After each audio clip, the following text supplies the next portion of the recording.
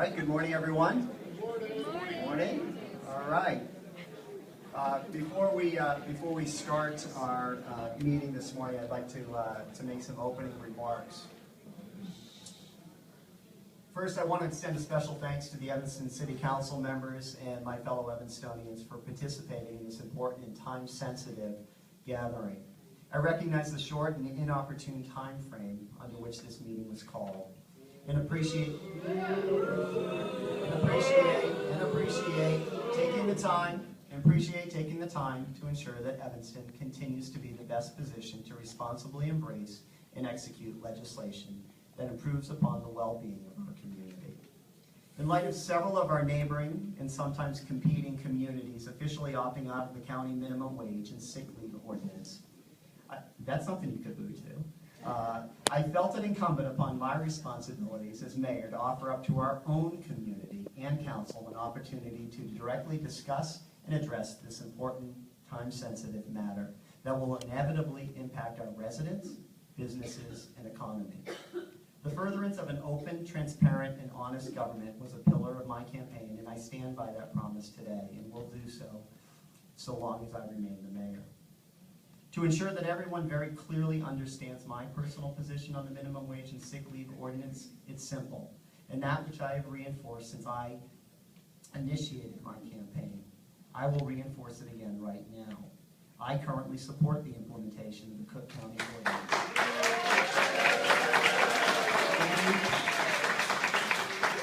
And believe that our whole city benefits from a workforce that is respected, treated, and compensated fairly.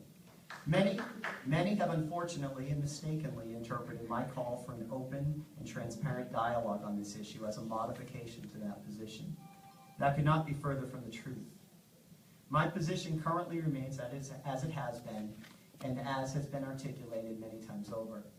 Nonetheless, since assuming office and with an absolute willingness and obligation to listen to the many diverse voices of our community, have come to understand that not all share my sentiment, particularly as the dynamics of the legislation reveals itself and neighboring communities opt out. I've called this meeting to foster dialogue and to allow the community to listen to those voices, along with the many voices of those that I know that share my current position on the topic. The discussion over the past 2 days on this subject has been heated in some quarters of the community. On the issue directly before us, should the city of Evanston opt out of the Cook County minimum wage and sick leave statute set to go into effect tomorrow, Saturday, July 1st, for a short period to further discuss the implications of this law in Evanston, I believe the community has spoken loud and clear. No.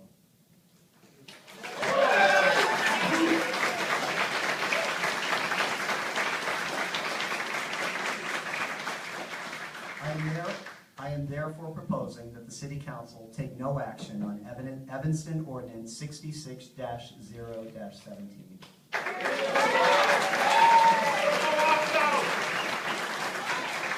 Instead, and this is important, I would like to use today as the beginning of a new dialogue on these important issues. It is clear now that Evanston will be the only city or among a small handful of home rule suburban Cook County communities that will be covered under these Cook County ordinances. What can we do as a community to support individuals who find themselves working in jobs in Evanston that make the minimum wage to help them grow their skills and find better jobs? I'd argue find careers. What can we do as a community to support Evanston businesses that employ these workers? If Evanston is going to meet these challenges, separate from our neighboring communities, it is important for all of us to work together to support both our workers and their Evanston employers.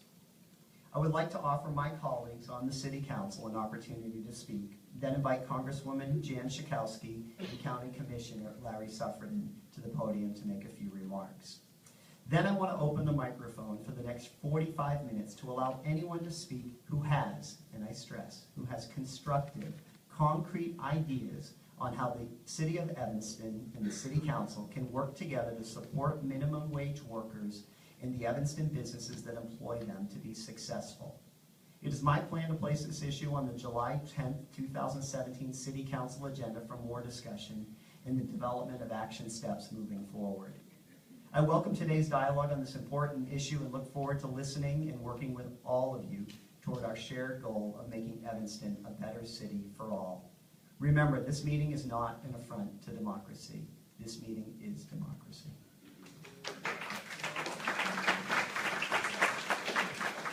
So now I'd like to, for remarks of the City Council, start with Alderman Wilson, and then we'll go around the dais to you, Alderman Simmons.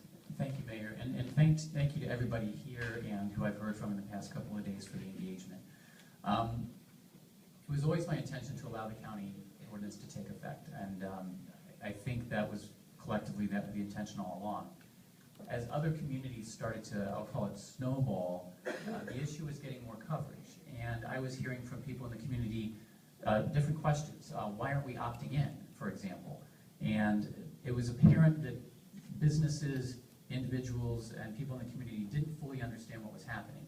And while we've had a long time to do something about this, in my mind, we didn't really need to do anything because it was just going to happen. So the mayor's suggesting that we have a meeting to bring this to everyone's attention so we could get clarity, we could get information out to people, seemed like a good idea. Now, it's been a very heated, I think is the wrong word, but it's been a very spirited conversation. I think that's great. And the intention of the meeting was to get people's attention and let people know what's going on. So look at this room. Look at how many phone calls we've gotten. Look how many emails we've gotten. The response has been truly overwhelming. So to the extent that that was the purpose was accomplished. People know what's going on. They know what our values are. And other communities can look and see what we've chosen to do. I agreed with the mayor that we should be doing this, but the emergency nature wasn't an attempt to sneak anything in. I've heard lots of different things. Don't do it again. So, and that's not helpful. What's helpful is Order in the chambers. People were upset with me for not saying I wouldn't listen to the other side. People have said a lot of hateful things to me. People have said things that are not true about my position. People have said that I didn't support the ordinance. That's not true. I can't answer every Facebook thing that's out there. The easiest tool that we have as your governing body is to have a meeting, let people come and talk, and to tell you and the press what's going on. I can't do my job on Facebook. I'm not Facebook friends with all 70,000+ people in Evanston. So this is the tool that we have. It's the most convenient tool. We wouldn't have picked to do it on an emergency basis, but we felt like it was important to get people information and engaged. And guess what? You are. That's useful. You can disagree, and that's fine. I listen to everybody. But why not last week? Because I wasn't getting calls and we weren't hearing from people that they didn't understand it last week. Order. I'm sorry. I'm just telling you how it played out. So it's important for me to be here. As it turns out, I have a business myself, a small business, and the lease ends today. So I was supposed to be there first thing this morning moving, so I actually have to leave and move my office. But I do want to tell you, I'm going to be watching the video. I want to hear what everybody has to say. Like I said, I appreciated the messages. I appreciated the calls. I took as many of them as I could field. And my policy is I will listen to everybody. And I will not tell anybody that I'm not going to listen to them. If you want me to say I'm going to disregard somebody else, it's not going to happen. But I appreciate what everybody's put forth here, and I appreciate the effort of the county to try to do a broader implementation here. All along, it's been my belief that we should be doing something on a statewide and nationwide basis. I know that Congressman Schkowsky has been working very hard for an extended period of time in very challenging circumstances. Same thing with our state legislators. So, you know what you can do? You can answer Mayor Hagerty's call to how we can support the employees and the businesses, and you can support our other legislators. This is not a one-day issue. This is a big issue that's across the country, and we might be standing alone at the moment, but we should be putting ourselves out there up as an example of the fact that it can work. So let's demonstrate that this can work well and be, have a positive impact. So thank you, and again, I apologize that I have to leave. We're not going to opt out. It's taking effect tomorrow. We're not even going to have a vote on it. So.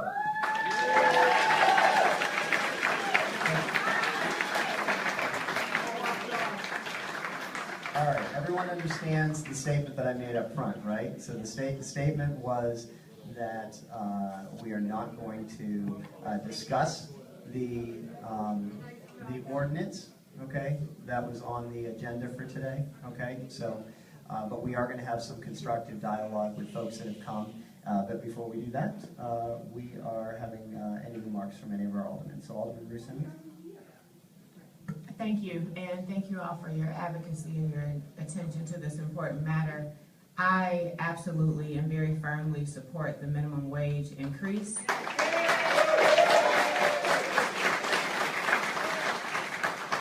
As I did last October when I testified before the Cook County Board in support of Commissioner Sufferton's ordinance. Continuing beyond that, understanding that even the $13 is not a livable wage here in Evanston.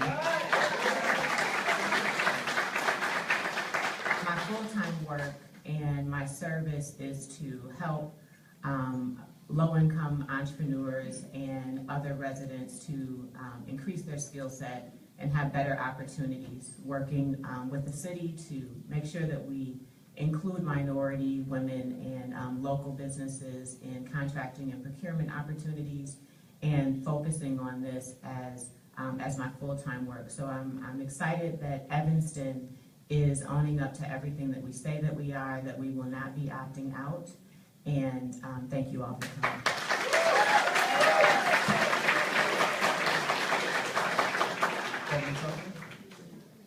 I'll just be brief. I think going forward, we should heed Mayor Hagerty's call to figure out a way, if we're going to be at a different wage in our surrounding communities, to support our businesses. And speaking for myself, I think many people in this room, people that I was elected to represent, our principles and values are not subject to the whims of the Village of Wilmette or Skokie.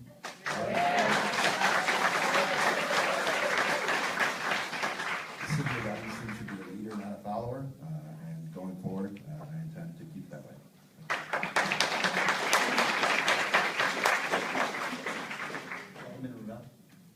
So good morning, everyone, and thank you also for coming to demonstrate your strong support for the minimum wage increase and the sick leave portions of this ordinance. And I am strongly in support of Evanston being part of this effort going forward to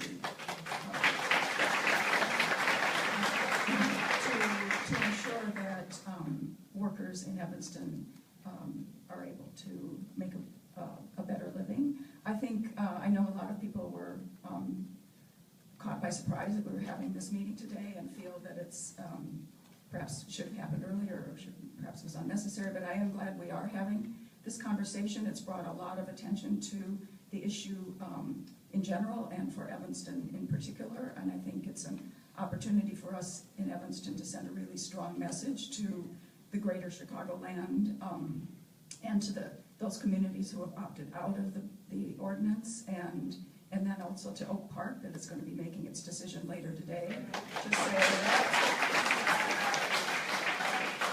that this ordinance is the way to go, this increase in the minimum wage.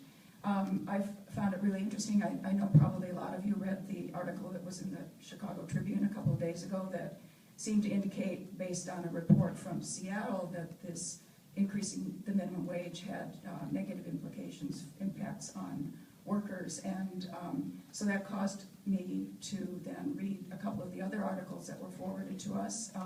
I read the very interesting article from the Center on Wage and Employment Dynamics that came out just earlier this month, and it reinforced the message that increasing the minimum wage is really a great benefit to workers and doesn't have to have a negative impact on job opportunities. So I'm really glad we're going to be moving forward with this here in Evanston, and I look forward to our discussion about how we can ensure that it, as it moves forward and is implemented, that it truly does help our workforce, and also that we have ways to help our business community.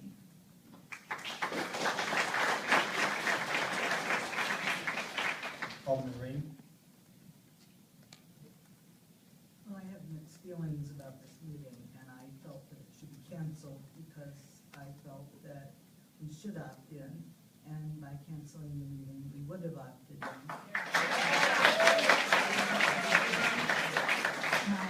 I believe our energies, look at the energies that it took to get everybody out here. People should be working and earning a living wage, not leaving their jobs and coming to a meeting that was called for no reason when we were going to opt in anyway. So,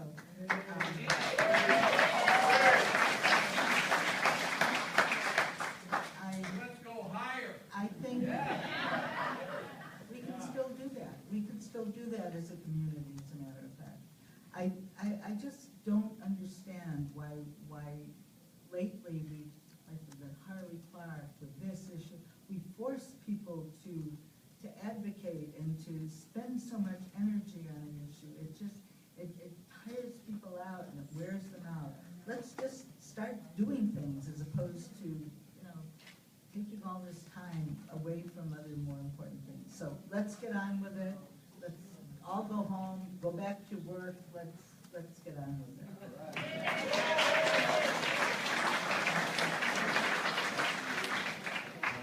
Also, I found it very shocking that people wrote to me and said, "How dare you not support the minimum wage?"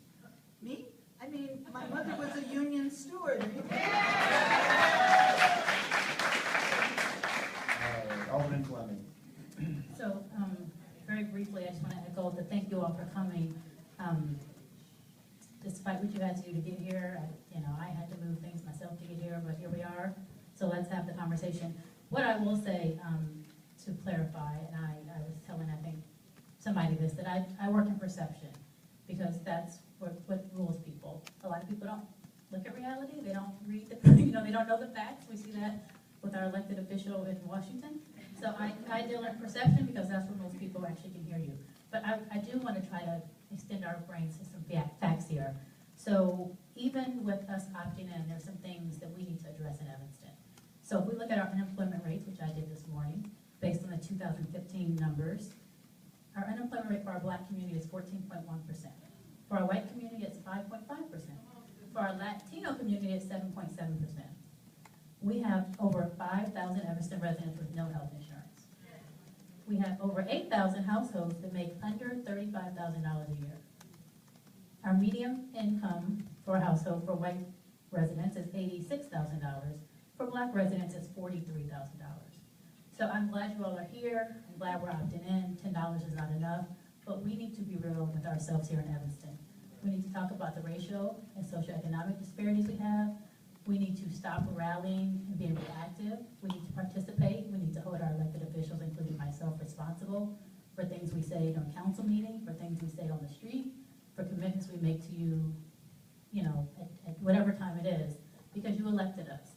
And so I'm happy to see you here, but I'm going to push you all further. You need to be here next council meeting, July the 10th, where we talk about our equity plan. We're going to see what our commitment is to moving forward with a real equity plan that addresses race.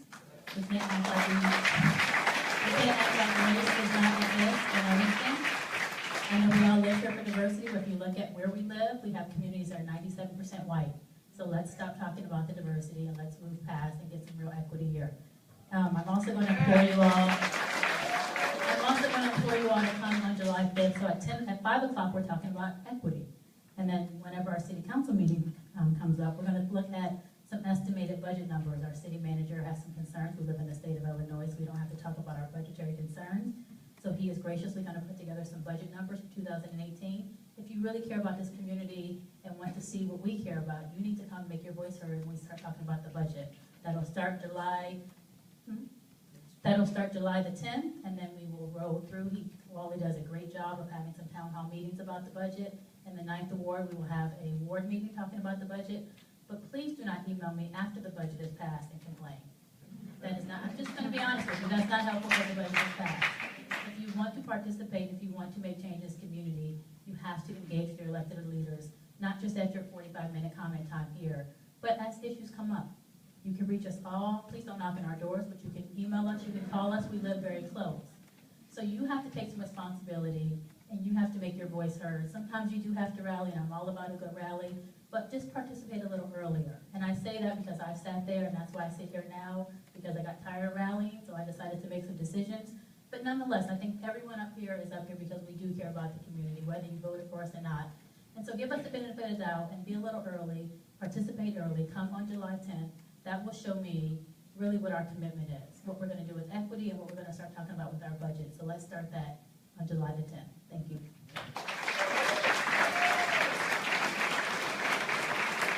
Thank you, Alderman Fleming. Alderman Fish.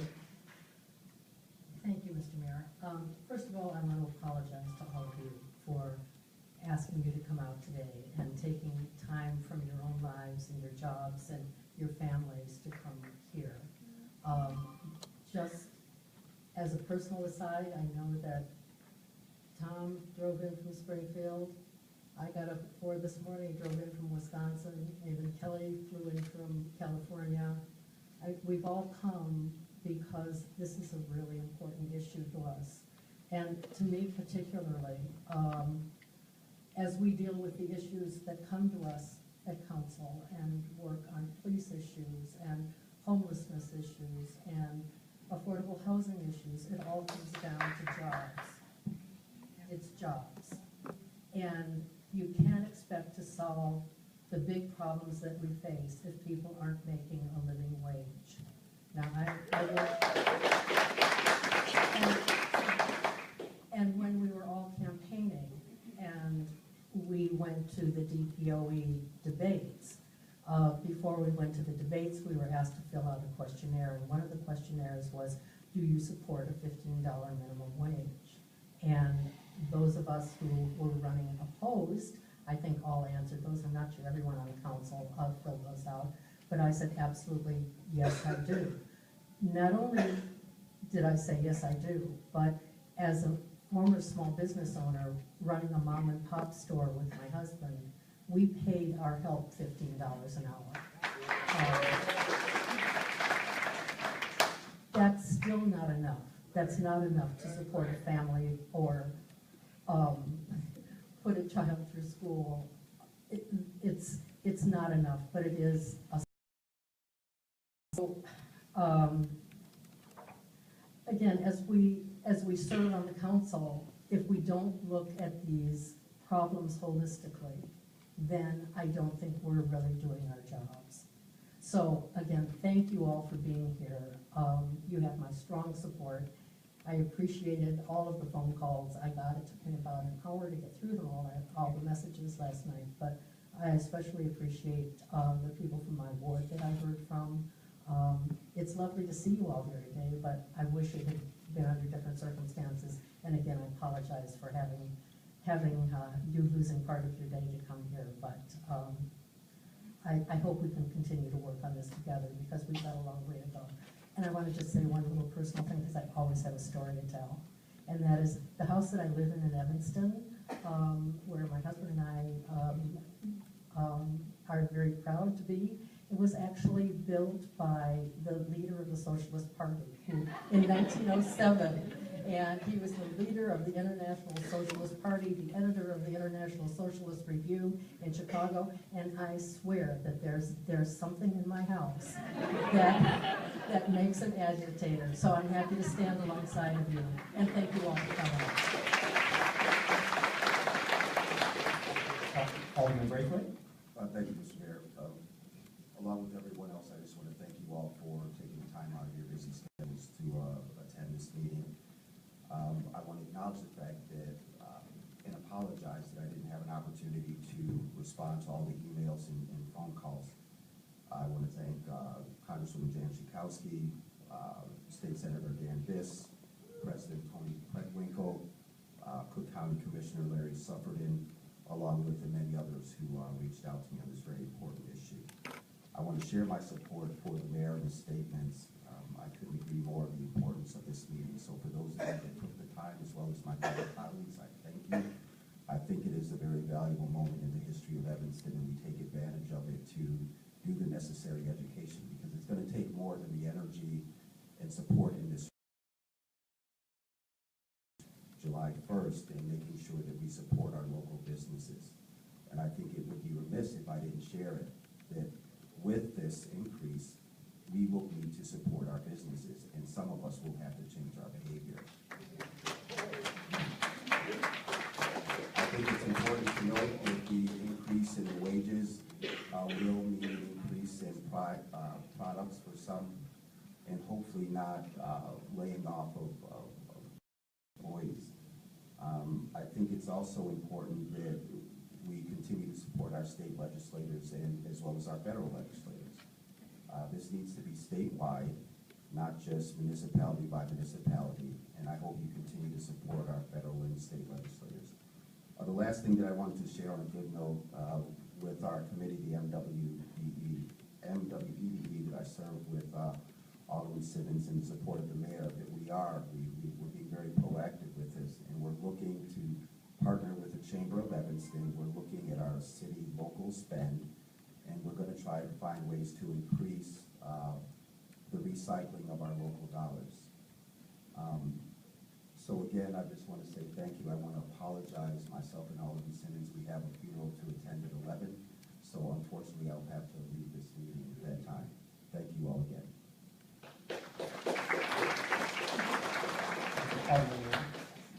Well, I also thank all of you for coming out this morning. And I realize what a big effort it is to get this many people here. But I do think that this is a testament to what Evanston is as a community and always has been. If you look around the room, you can just think that each one of you represents at least 10 more people. I've talked with many of you, and I've written to many of you. I'm sorry if I'm not able to get back in touch with all of you who have written or emailed me or called me in the last 24 hours. I really appreciate the engagement. I've always been a longtime supporter of raising the minimum wage and sick leave policies, and I continue to support that. And I believe that very strongly that we should stay in. We should not stop. As you've heard, we now stand alone, and we stand alone in this, but we are all part of a very large economy. And as much as we should be statewide, and I support the efforts of making it statewide, and it should be national, we have a system that, when the minimum wage was first established, it should have been indexed. So we should never have been in the situation of having the distortion of much too low a minimum wage that has created an economy that we all benefit from, in the sense of there being very cheap labor, which is unfair to our workers. So we are alone in this, but together as a community, we have to work together to make sure that our local businesses can weather this and continue to thrive. Retail is suffering right now, and it's suffering because of the internet. And we all participate in that. But if you can buy it locally, you must buy it locally and not off the internet. I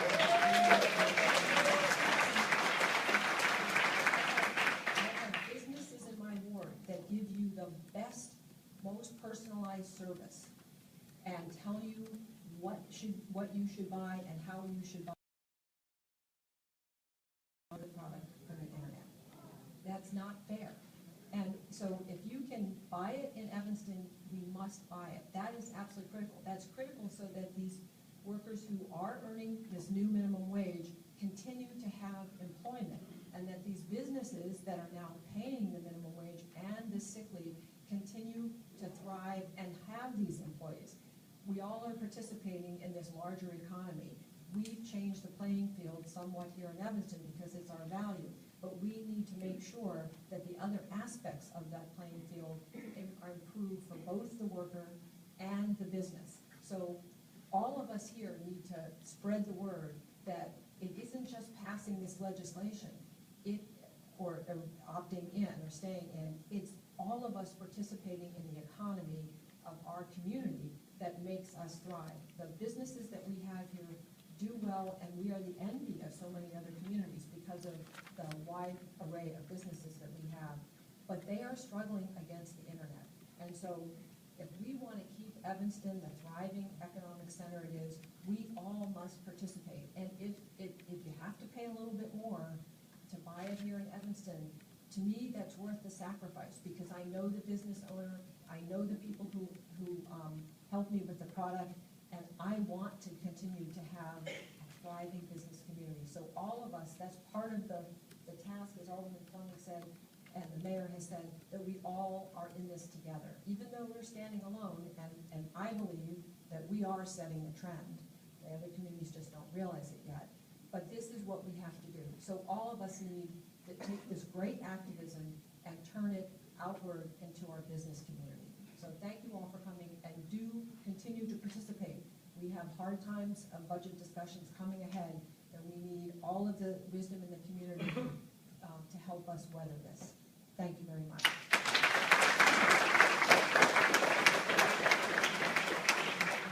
Thank you, Alderman Nguyen. I just want to give a quick, just a little background of how we did come to be here, okay? Because I know there are people that are questioning that.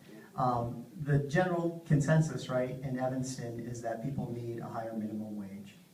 And that has played itself out in referendums that have been voted on in the past and everything else. There was confidence that lots of communities were going to, do nothing, not opt out, but in essence do nothing, so that they would opt in come tomorrow with a new $10 minimum wage here in Cook County. And recently, on Monday, Wilmette didn't do that. They decided to opt out. So they're going to still offer $8.25 come tomorrow. That is not Evanston, right? What are we offering tomorrow? $10 an hour right here. You heard it unanimously from this council up here. But that happened on Monday. On Wednesday, we learned that Skokie was going to be putting an ordinance out for discussion at a meeting coming up next week. I think it's July 5th.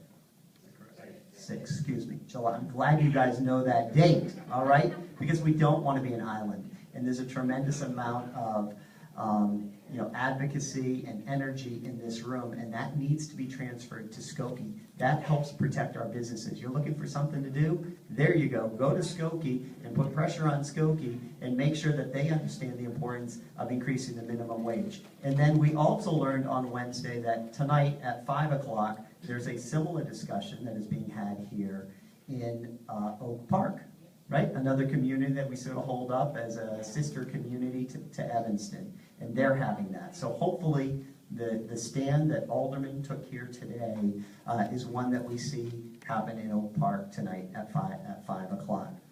But there was another conversation or a meeting on Wednesday evening with our Economic Development Committee, okay? And this issue was raised there at the Economic Development Committee. Some of our aldermen had heard from who said, wait a second, aren't we going to have a conversation about this? And so that precipitated this meeting.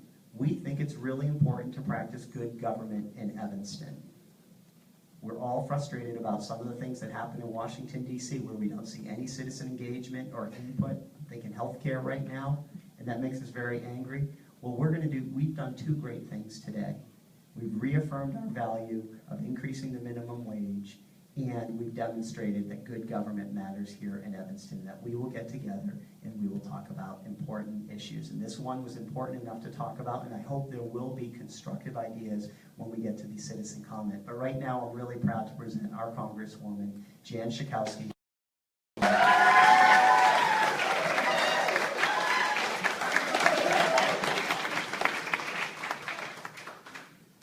I've lived in Evanston for 45 years, and I am so proud of that every day. I'm so proud to hear from each one of our elected officials, from the mayor. And I'm especially proud that all of these wonderful people from Evanston are here today. Yes, it was a sacrifice, but I'm telling you, difference in our country, not just in our city. The citizen involvement. And, you know, as much as I'm sure it was a sacrifice for some people, it also sent a very important signal that, you know, when these kinds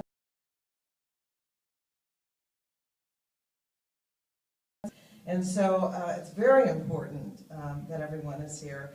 I want to thank Commissioner Suffredin for introducing and fighting and helping pass the ordinance that will make a difference in so many people's lives tomorrow. I want to tell you that were the legislature not in session, that Daniel Biss, Robin Gable, and Laura Fine would also be here today. We sent out a joint statement about this. So what makes us all so proud of Evanston is that we are this progressive and caring community. We don't wait to see what others are doing. We take responsibility for our community. I really appreciate what Alderman Fleming had to say, because I think we talk a lot about, we celebrate our diversity in every way, racially, economically, ethnically, religiously, but I think you're right that if we take that seriously, then there are a lot of issues that we need to pay attention to. Or showing up really matters. Let me say, Mayor Hagerty, showing up matters.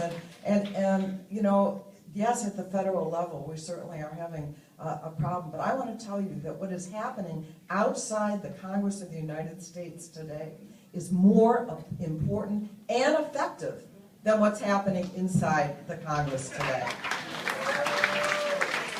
It's not an accident that that bill was withdrawn on that horrible, terrible healthcare legislation, and we have to keep fighting. Okay, so here's what I want to say. I mean, I'm proud. Every day in the city of Evanston, there's a soup kitchen that we have. People voted overwhelmingly, even though they don't have kids in the school system, to raise our school funding. That's who we are here in Evanston. I believe that we can be a beacon, as we have in the past, not waiting to see what other people do, but to say we believe that people in Evanston deserve, all of you have said it today, deserve, well, you know, $10 an hour, not $8.25 an hour makes $10 makes about $20,000 a year. It's really not a living wage, but it certainly is helpful. And so, though we're not going to pass it as much as we try at the federal level to raise the minimum wage, state legislators are fighting to do that. It's not going to happen. You have taken the opportunity, and I'm so proud of that, to say we can do something. At least for the people in our town, we can do something to improve in a substantial way their livelihoods and their lives. And so I thank you for that. And I do want to point out that as much as we worry maybe about competition from others, right across our border, tomorrow, the city of Chicago is raising its minimum wage to $11 an hour. So you know, maybe at some other time that then we can talk about what else we can do. Maybe we can do even better. People in Evanston voted 88% on a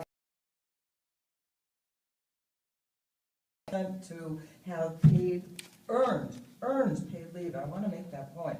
You earn 1 hour of paid leave for every 40 hours that you work. So it takes 40 weeks to even get 5 days of paid leave if your kids are sick, or you have an elderly parent, or you're sick yourself.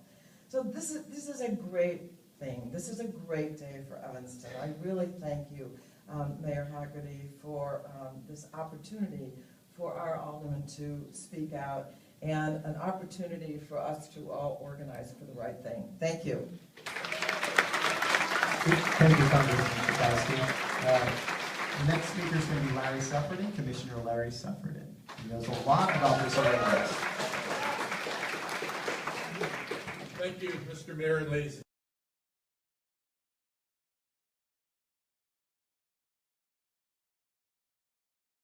Her concerns about the ordinances are pending, but in it, it talks about her commitment to economic development and the need for us to work together. I often start talks by saying, I represent you in the best functioning large government left in Illinois. We, like the city of Evanston, have a balanced budget. We pay our bills, we pay our pension costs, we have programs to try to improve the quality of lives of our citizens. Unfortunately, we live in Illinois. When I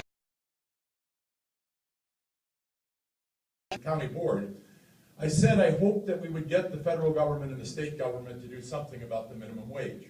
On Monday of this week, the Senate sent to the governor Senate Bill 81, which is a bill that passed both houses of the General Assembly. It gets to $15 an hour in minimum wage by 2022. So it's a longer ramp than what's in our bill, which only gets to $13 an hour. But it is something we should all be putting pressure on the governor to sign, because we all want a level playing field.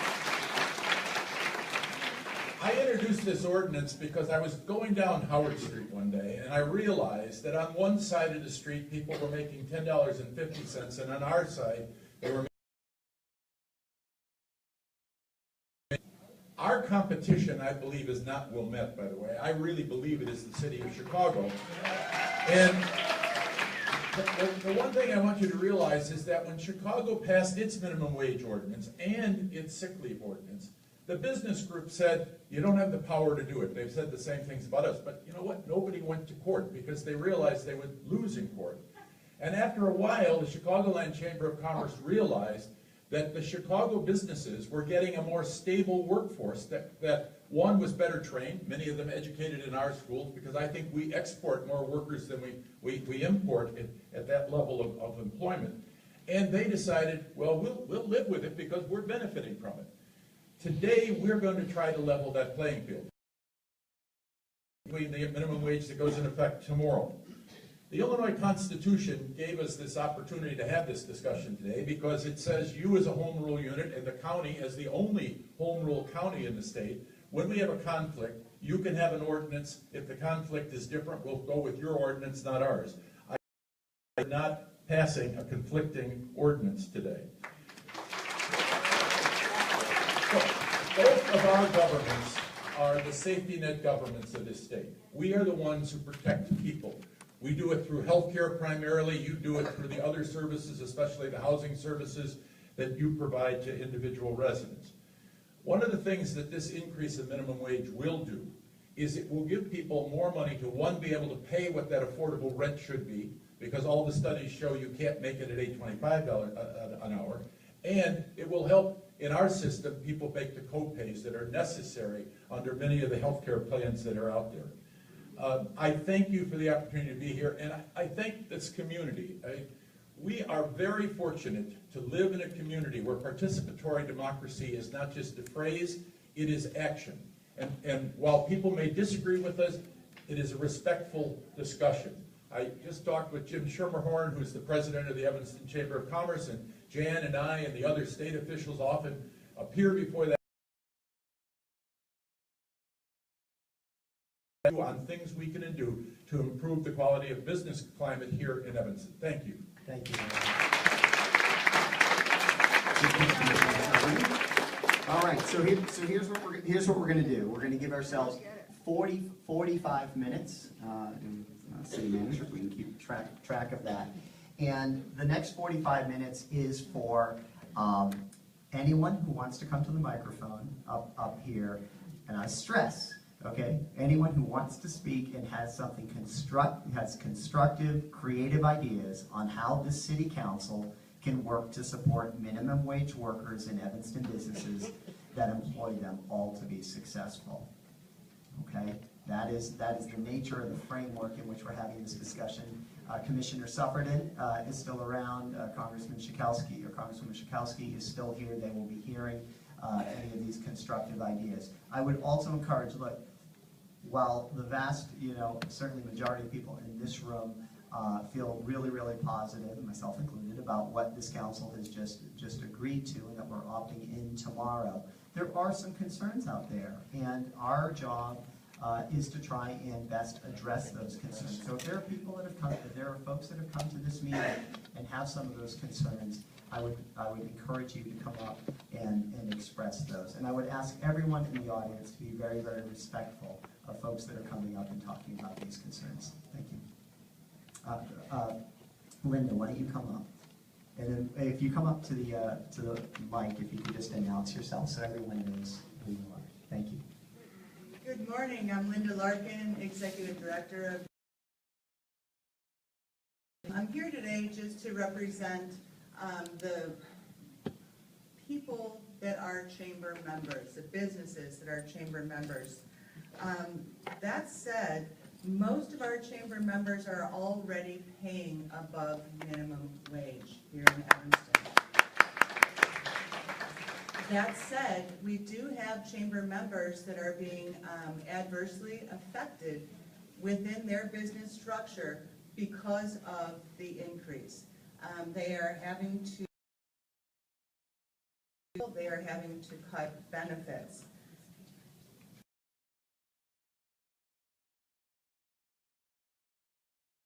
Minimum wage works well for our summer youth that are coming in for jobs, but it does not work well for people that have a family, that have incredible expenses to put those through school. So all of that said, what I'm thinking is that there may be a compromise that can be made within the Evanston structure to raise minimum wage, but do it at possibly a different level than what's being currently suggested. That's just an idea that's being put out there. However, I think that Evanston should come together and bring all of the business community together that has a definitive opinion on this and let them be heard. I feel that the reaction to this particular bill was knee-jerk. I started to get calls on this on Tuesday. We should have gotten calls on this last year when this notion floated out there. I firmly believe that to ask the Evanston Chamber of Commerce and to ask our city council to come back at the 11th hour and make a decision is a disservice to all of us and to our community as a whole. So I would ask people, if you have an opinion, please voice it early and often so that your council can actually address your need in a business-like manner. Thank you, Linda. Okay, everyone, let's be respectful of the speakers that are going to come up here. I am going to ask you to keep your remarks within 2 minutes, and we'll do all the speakers we can within the 45 minutes. I'm sorry? Okay, so I didn't state that up front, so and keep people's comments to 2 minutes. And again, I ask that you provide suggestions. Thank you, Alderman Bruce Simmons, Alderman Braithwaite. I ask that you provide suggestions that are constructive to the city council and the city staff that we can be thinking about to support employees and employers in Evanston. Thank you. Excuse me, you had us sign a list. Are you going to We are not, so let me explain the technical procedure or whatever that was done today. There was a sign-in sheet that folks signed. and there was a sign-in sheet to speak separately, and those of us who I made sure to do it, it just doesn't seem right that you're going to ignore us. I understand. This meeting is a community. What I described, is a community gathering that it was clear, in conversations with all of my colleagues up here and council members, that this ordinance was not even going to be moved on. So we did not call a roll at this meeting. The public comments, therefore, do not have to be discussed at this meeting. And so this meeting and what I laid out at the beginning was that this council is going to take no action, okay, on that, which means tomorrow the minimum wage in Evanston is how much? That's right, okay, because there's no action. So what I am asking, though, is for a constructive dialogue about ideas that we have for improving the livelihoods of low-wage workers in this community and employers in this community. Okay? Okay. My name is Lenny Lampkin. I've lived in Evanston, raised my children in Evanston for the last 30 years. I've supported candidates for the city council, worked for candidates against other candidates, supported Jan Chukowski. This is Evanston, and as I said, I know you guys are not going to opt out, and I've been here before. City manager knows me. Progressive roots. This is not Wisconsin. This is not Skokie. This is not Wilmette. So I thank you all for saying that you're going to opt in rather than opting out. I used to make a good living. I lost my job in 2008. I went from making over $100,000 a year to living on a minimum wage. While I was on minimum wage, I qualified for food stamps and Medicaid. That means the companies that I was working for, you and everybody in this room, was subsidizing my life and my children's life. So if we want to have constructive dialogue, then we need to be talking about what other benefits we can do in the city of Evanston. So one of the things would be, we need more affordable housing. We need housing for low-income workers who live and want to work and live in Evanston. We have I don't know what these zones are called anymore. You have a lot of these tax-free zones in Evanston. We give tax breaks to the developers. It's time we do what a lot of other cities have done. When you build a new condominium, the ones in your ward, the ones all over the city, we should get a portion of that developer's money, and it should go into a community development fund for the city of Evanston to help us with our affordable living, affordable housing, our schools, and our parks. That's a community works. That's what we need. And I just want to finish, and I want to ask everybody here who supports the living wage and affordable housing to please stand.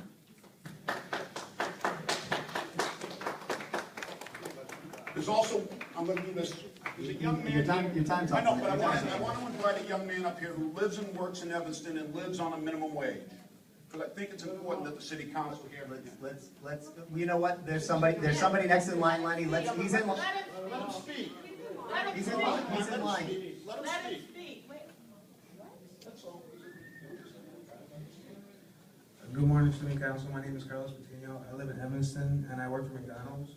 I am also a fighter for the Fight for 15. We need the city of Evanston to raise minimum wage for us in order. That's a different topic. It would help me pay bills. It's just different things.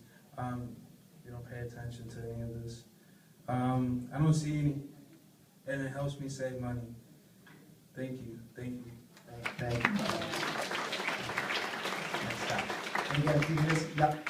It looks like you guys formed a line, which is great. And you can just before you speak, let me just turn it over to Alderman Wynn with a quick question or comment. Well, I did want to point out to the do have an inclusionary housing ordinance that does require developers to pay into our affordable housing fund or include affordable housing in the development. We passed that ordinance last year and it's in effect, and just recently we approved a building at 831 Evanston that will be putting $2.3 million into our affordable housing fund. So we've done that already, but we obviously need to keep doing more. Thank you. Yep. And we need to figure out how we're putting that money to work here in Evanston for the people of Evanston. Okay, go ahead.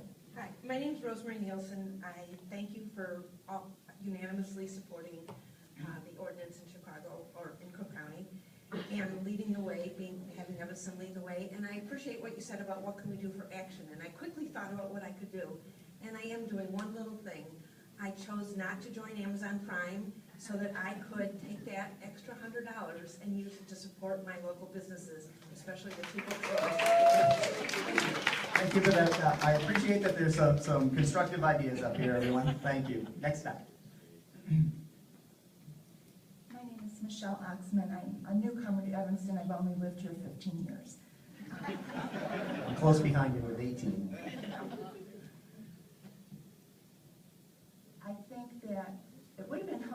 to know that I think this wasn't an emergency. The ordinance was passed 8 months ago. Surely the business community must have said something back then if they're thoughtful and organized. And I have a hard time believing that only at the last minute did everybody start freaking out and thinking about it. That just doesn't seem realistic to me. Second, we don't stand alone. Skokie hasn't passed its ordinance yet, and I'm sure that lots of people will be at that meeting too. Oak Park and Skokie are both following their regular procedures. They weren't doing an emergency to try and at least give the appearance of perhaps getting it in just under the wire without a lot of public notice. Yeah, thank you. I think that we may very well affect the action in Skokie by what you've done today. I'm very pleased to know that you are all unanimously in favor of keeping the minimum wage as the county has enacted it. And in the 20 minutes or so that you gave us to think about what we should say instead of what we had prepared, I frankly haven't come up with any ideas yet, but I'm ready to help. Thank you. Thank you. All right, Dale Bradley. Hello, Mayor Hagerty.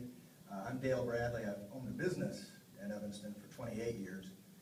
And like many, well, I was a supporter of yours, and I still am. You just scared the heck out of me. I'm a cynical person, and I watched that Invasion of the Body Snatchers, and then the remake with Nicole Kidman. I thought they got you. I'm glad to see that you are who you are, and that's fantastic. And if nothing else, if this meeting does send a message to Skokie, if it sends a message to Oak Park, then good for that. And I'll take the other side. I had a meeting in Oak Brook with a Republican advisor. I have both, and so I walk a fine line. And I don't get into too many political discussions with my clients. It's a good idea for business. My father was a staunch Republican, Nancy and Ronald Reagan above his bed. I know, that's creepy, isn't it? He won an award. He became the second largest landscape contractor in the country and fought unions his whole life. Later in life, after I moved to Evanston and my business, I got to the middle, and now you got me. I'm a bleeding heart liberal. And I applaud the city council. I do not find this a waste of time whatsoever. I got to get to Oak Brook. And by the way, I told that guy, my Republican client that I'm meeting with, what I was doing today, and he thought it was the right thing to do. So there is hope. The Republicans aren't always against us. Thank you, Dale.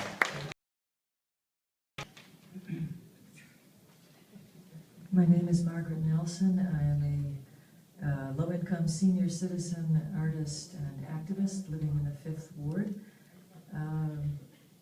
Something that seems to be missing in this discussion is what is the university paying and what does the university intend to do about internships for graduates of Evanston Hospital. They have a big campus, they have lots of on-campus work. They should be hiring in Evanston and paying a living wage. Thank you. Okay, next speaker. Hi, I'm Mark George, president of the Music Institute of Chicago, and I just thought I'd try to bring a nonprofit perspective, which I really hadn't heard much about.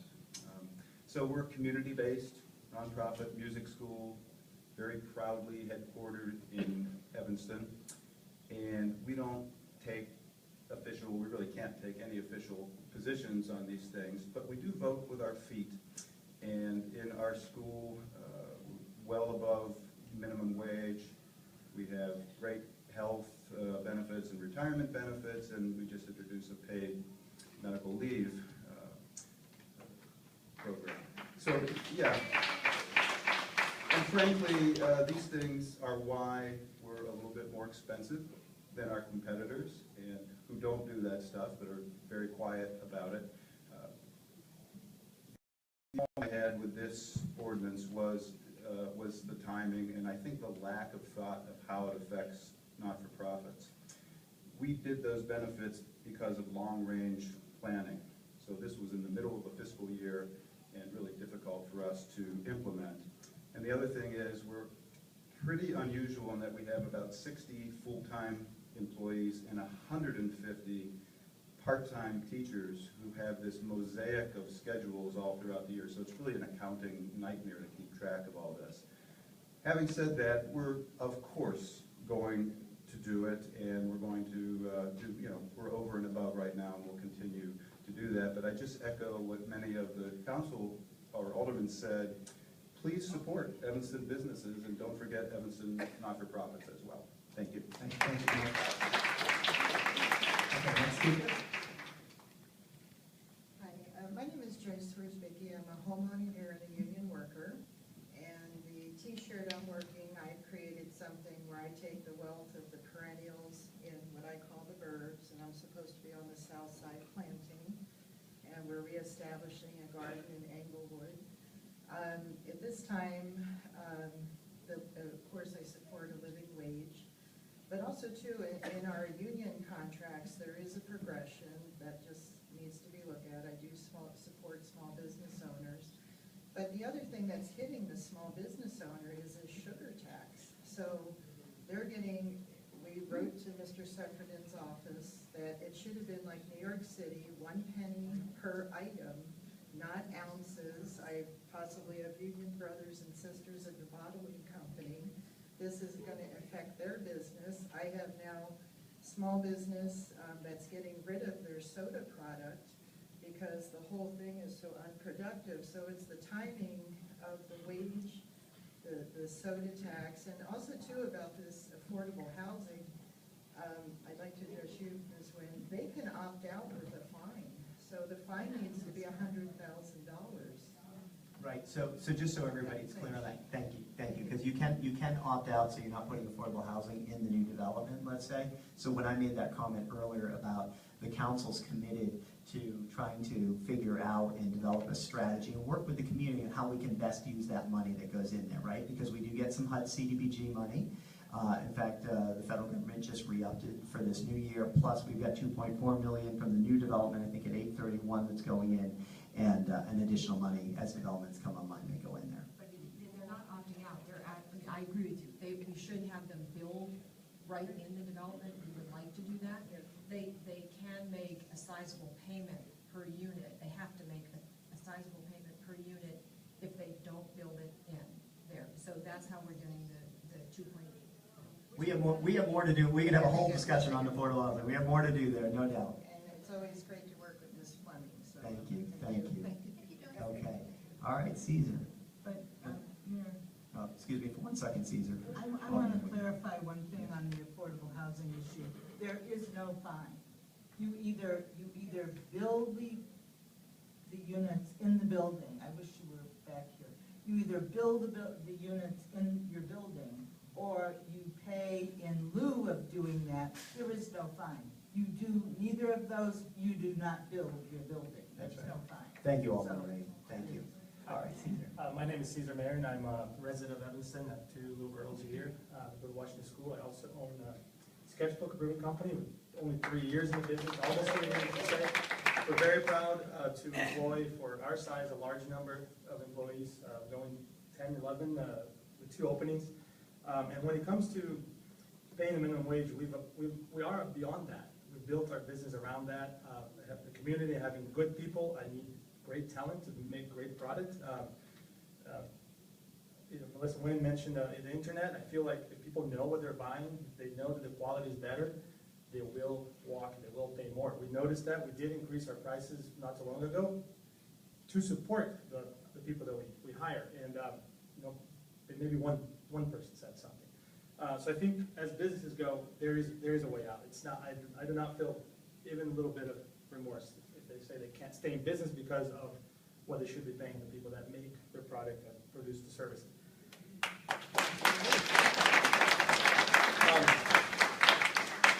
although it may be easier for me because you can't buy beer over the internet. Not yet. So I believe that, you know, that we can, as a city, we can probably, there's a gazillion ideas that we can support those businesses. There are things like, I'm just gonna throw a few out there. There are things like the licenses that we have to pay that can be prohibitive sometimes, you know, for some businesses. I don't understand sometimes how some business can stay open when they have to pay a multi-$1,000 license to every year. So there's one. There are taxes, certain specialty taxes are one that could also, that percentage could go into, you know, other programs and paying people more. So I think if we all get together and talk and hear each other out, we can find solutions for all of these things. We're at 2 minutes. Yeah, in closing, we're not alone. We have Chicago bordering us, and they're paying more. So. Thank you, Caesar.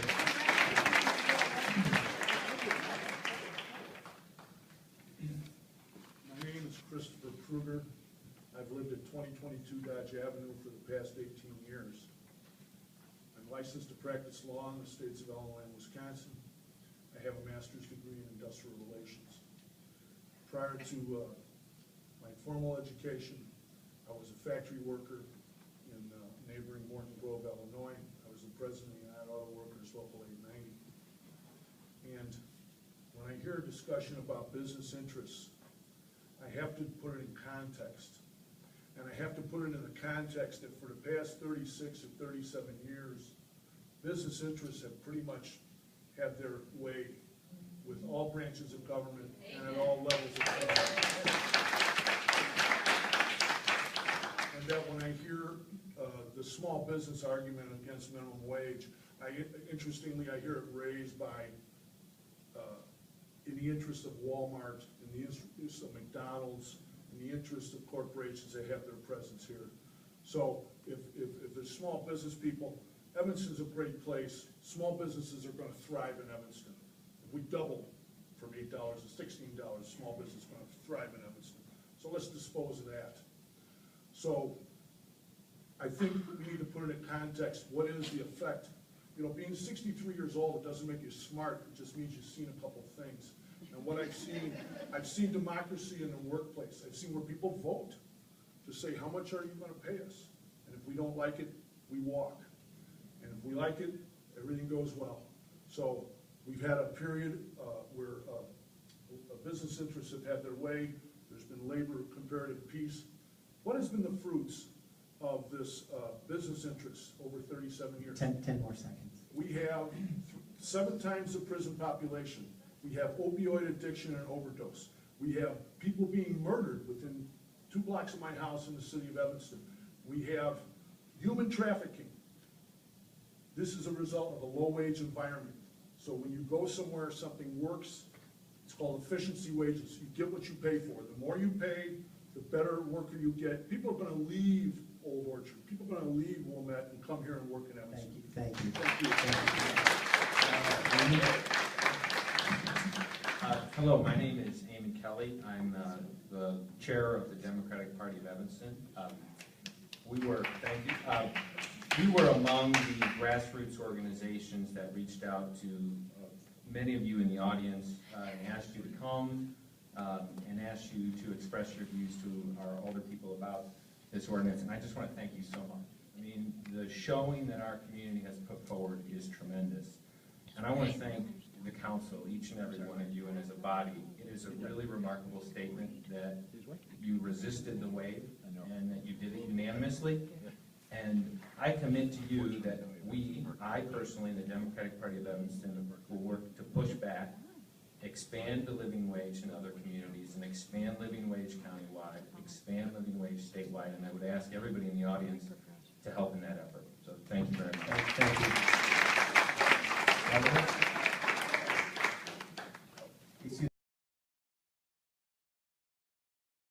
Yes, thank you. Amen. If you can return for 1 second. So I do have something, and this is going to lose me some votes if I run again. So here we go. So I am going to challenge Amen and what I call the referendum ladies, because you guys pounded the payment hard for what we will see on our tax bills for our schools, which love or hate, for an increase in property taxes. And we know that renters are going to see that increase on their bills, on their rent.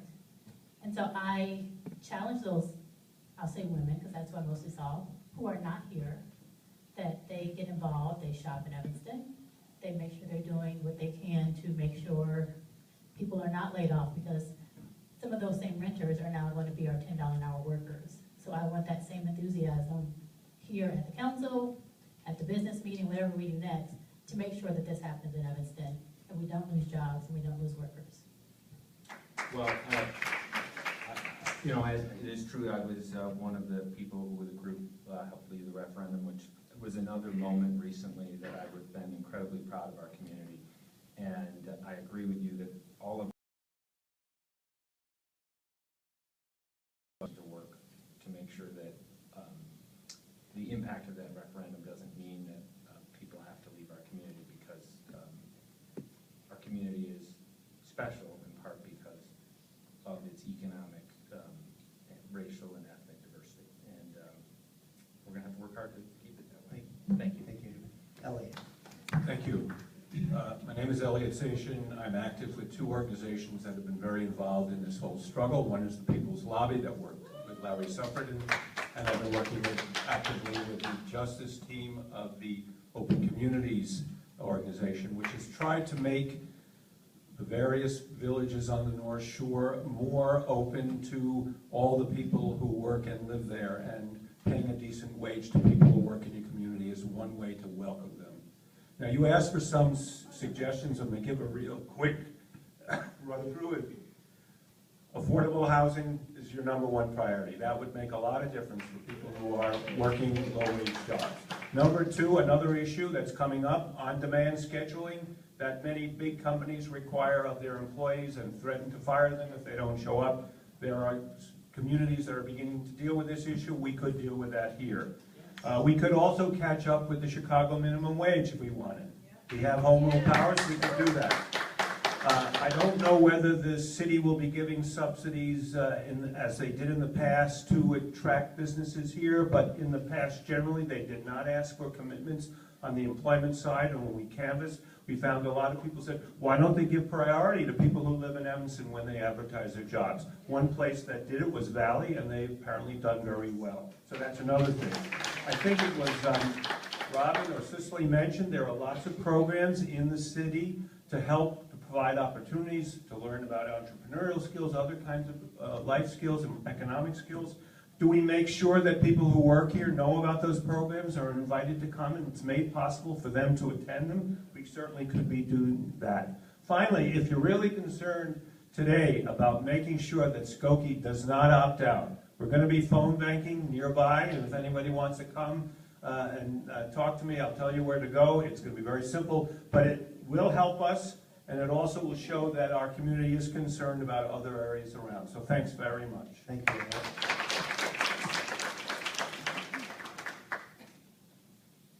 Hi, I'm Allison McGuire. I'm in the 9th Ward. I have slightly different feedback for you guys today. I do feel like this meeting was a colossal waste of time. I appreciate that you are all unanimously in support of this ordinance, and I appreciate that you have given some of the people here in this room a platform, but I believe, like our city clerk, that you have violated the Open Meetings Act. I will be filing a formal request for review if it's not already being done. And I caution you, don't ever do this again. You are breaking trust with your constituents. You know, why are we here? You went around the council chamber and every one of you said that you were in support. So if that's true, then 2 things happened here. Either the upswell from the community and the pressure you got on social media made you rethink your positions, or you just wanted to have a big rally and kumbaya in the council chamber on my time. Personally, I think you should pay us all a minimum of $10 an hour for the time that we lost here today. So I just don't ever want to see something like this happen again, and I will absolutely be pursuing every legal recourse to make sure that it doesn't.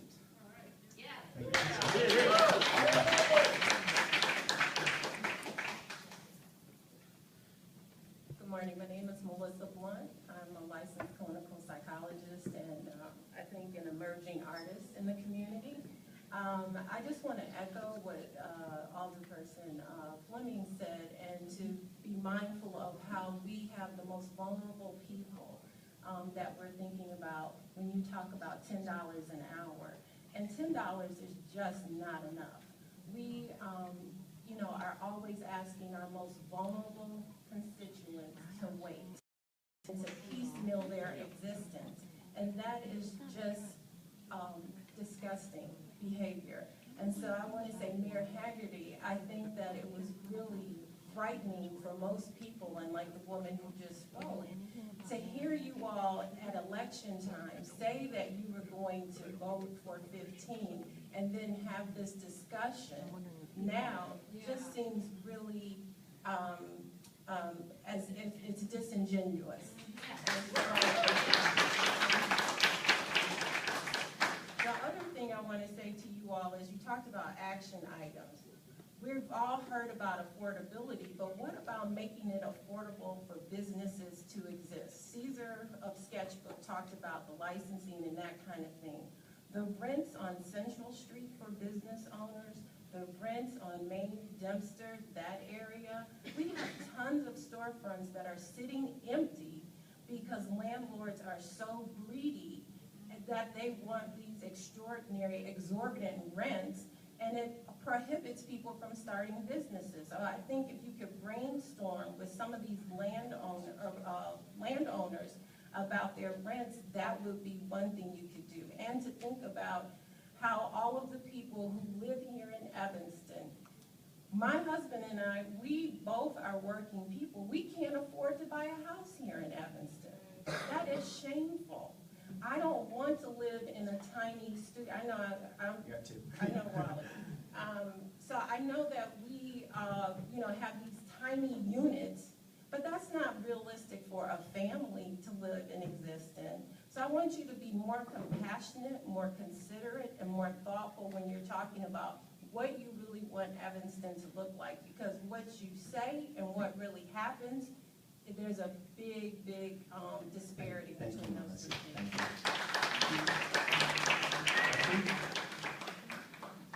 Good morning, everybody. I'm Betsy Wilson. I am a resident here in Evanston, and I'm also a small business owner.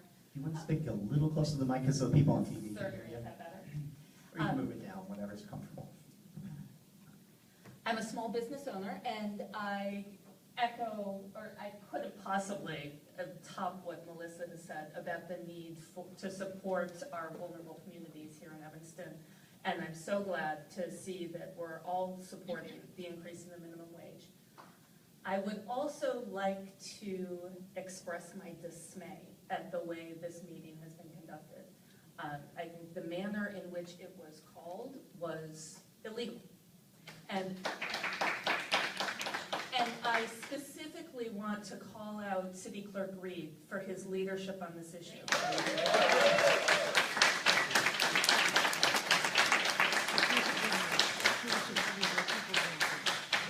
And I think he took a courageous and risky stand in taking leadership on this issue. So I hope that we all remember him as we go forward and continue to support his work.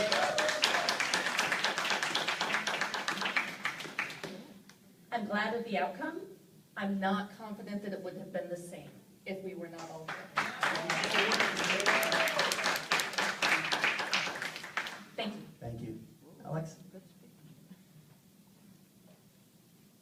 Good morning, Alex Morgan, 728 Hinman Avenue. And I also wanted to maybe state, when most people look at me, they don't think of somebody who works in any kind of business. I identify as an organizer, but it is June 30th. I was working yesterday to make sure that our organization of 40 folks made payroll today. So I did want to speak about that as something that I really care about when it comes to this issue. When we started our organization and thought about our values and what we were going to do, we made sure that our lowest level worker was making at least $15 an hour, received health insurance benefits, received time off up front that they would need for sick leave as opposed to the earned sick leave, which we've pointed out. I appreciate the conversation here this morning. I do have a suggestion, because I started this open letter because we did learn about this, and I wasn't going to call anybody at 11:30 on a Wednesday night to start this open letter. And I know more than one alderperson is probably frustrated with how this approach took place, just as we were frustrated with the timing of the meeting. I have 700 or so printed letters here for you, Mayor Hagerty. I'll share an electronic list with alder folks so you can figure out how to get back to everyone who may not have directly reached out to you if you so choose. And I think these are folks who have expressed that they care about this issue, that they will invest back in our community, put requirements on the entry forms so that folks were putting in their addresses so you know what ward they're in, and hopefully they all were Evanston residents, and we can weed out the couple that were not. And like I said, more have been added. So I'm going to give this to you, Mayor Hagerty. I'm not going to slam it in front of you. I'm giving it to you in a box. So, and I hope that's symbolic of a more productive dialogue that we're having today. So I appreciate that. Thank you. Can I ask you to raise your hands, because I'm just conscious of our time and the time remaining. Put your hand up if you. I'm going to end. Okay, I'm going to end with the lady in the back with the bag. Okay. All right. Come on. Hi, my name is Elizabeth Hicks. So I just have a suggestion. My suggestion is that you look really carefully at the kind of data that you're collecting during this process. So as you point out, Evanston is now, Hope is going to be a beacon for surrounding communities. One really great way for that to work out is for us to make sure to collect everything we need, so that we need to show other communities what we're doing. We can say, this precisely is what happened here. This is exactly how it played out. So I know that the city probably collects all kinds of data, but I think specifically for this transition, look really closely and maybe you can form some kind of group, I don't know, to specifically say what kind of data do we need? Because one of the things, the Seattle study that keeps coming up, which is not peer reviewed yet, by the way, one of the things that's clear is that they didn't really have the information that they needed to make a firm conclusion.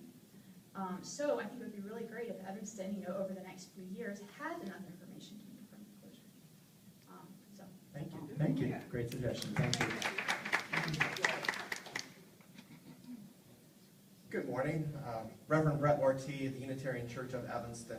I was going to come up and quote Jesus and Jeremiah, but instead I'm going to cede my time as an Evanston resident living at 1830 Ridge to a non-resident who works in Evanston.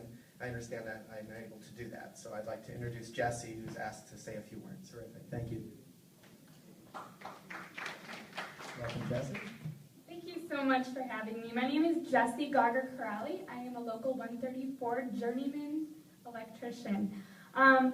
I left work early today because of a little story I want to give right here, and then I'm going to end with the prompt that was given about the ideas for businesses and workers, how to support these things. So, the story for why I'm here, I woke up this morning at 2:30 a.m., and I did not plan to be in this meeting. I planned to go to work. So I left early and sacrificed 3.5 hours of pay so that I could be here because I am here to speak on behalf of an Evanston resident who works at an Evanston business right here, right a walk away from Northwestern University where I am working. This worker served me a meal at 3:30 a.m. this morning before my work shift because I was so hungry and so tired. So I'm here to speak on behalf of that Evanston resident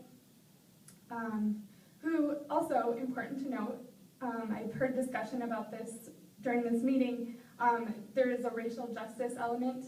This person is much darker skinned than I am and is not able to attend this meeting because they have to be at a funeral. So this person told me this morning at 3:30 a.m.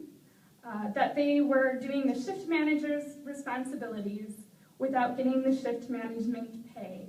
They were doing the paperwork in the office when I got to the restaurant, and they asked me to wait about 10 to 15 minutes so that they could finish doing what they were doing in the office, which I had no problem because I was really hungry, and it is, I think, the only place that's open anywhere nearby. I've only been here a week, I don't really know.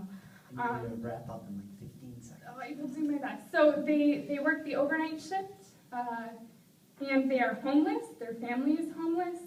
So it's difficult to work the overnight shift. They told me that they are sick, and they had formerly worked at Northwestern, where I'm working right now.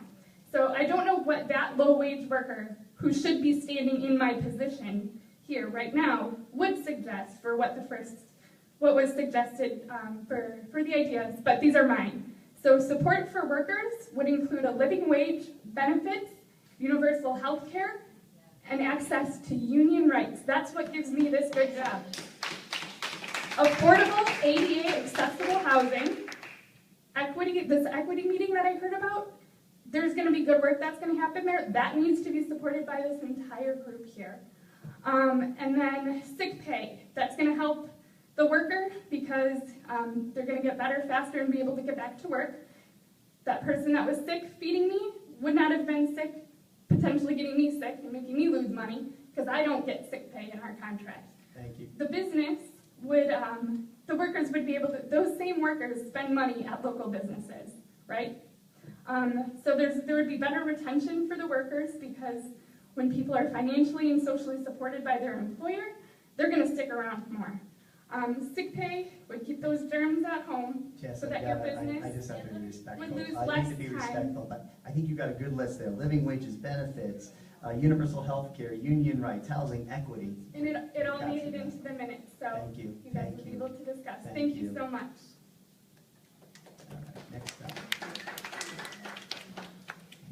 Good morning. I'm Jeff Flum, and I'm the Chief Operating Officer of the American Massage Therapy Association.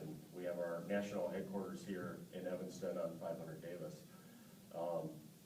We do very rich benefits for our employees. We give 2 weeks paid sick time up front when someone starts, and an additional 4 weeks vacation. What I'd ask that the mayor and the council will take a look at is the rules behind the paid sick time. Their accrual and the way that they roll over is going to be an administrative nightmare for most. The software programs that millions of employees are registered through in timekeeping is not easily adjustable at all to carry over, have options to switch from one bank to another.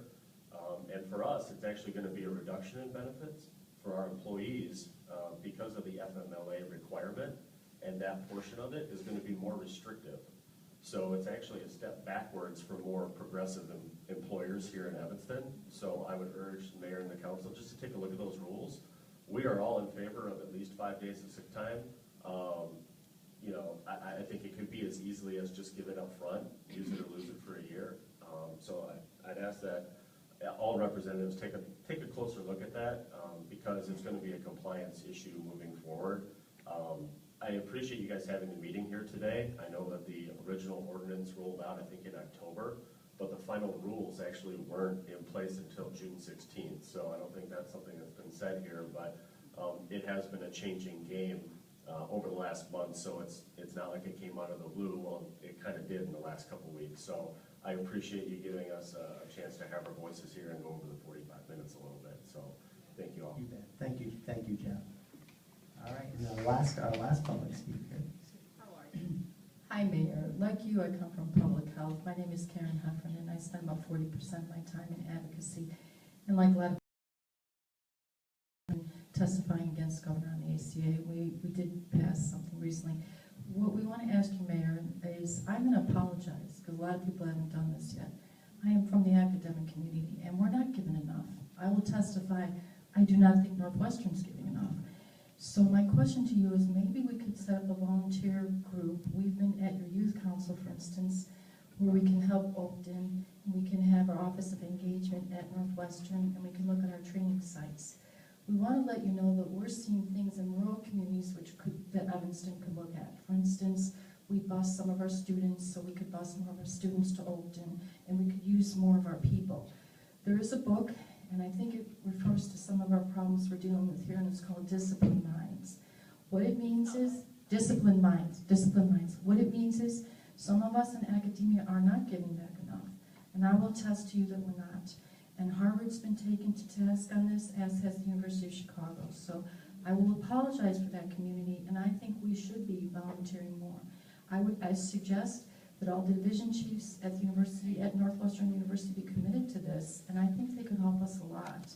And I'd be willing to gather that data for you, Mayor. And I also believe that we could do a lot with the healthcare worker issues. We have a lot of marginally employable youth, but we could work them in a situation where we can build on their skill sets. We can move them from CNA, LPN to nursing. This is a growing industry, as the mayor knows, and I think we need to build on the growing industries. But I will apologize for the academic industries because we haven't done enough, and we do need to be taken to task. All of the border communities that are around the community. Thanks again. Thank you. We're done with public comment, and I appreciate everybody offering such constructive suggestions to the council and to the city. We will continue that conversation of what we can do to help employees and help employers here in Evanston.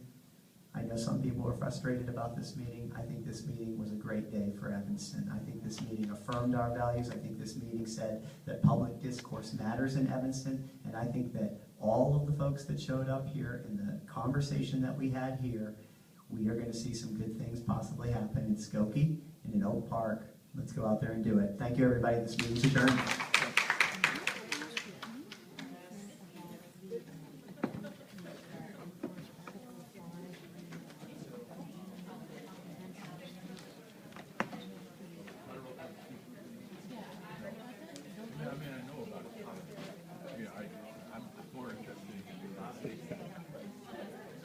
State Constitution? Convention. Oh, yeah, sure. I'm not worried about it because the 34 have already accepted that they would be on. Not immediately. No, I'll look into it. I've not followed it. If you want to see a really great program, there's lots of this amazing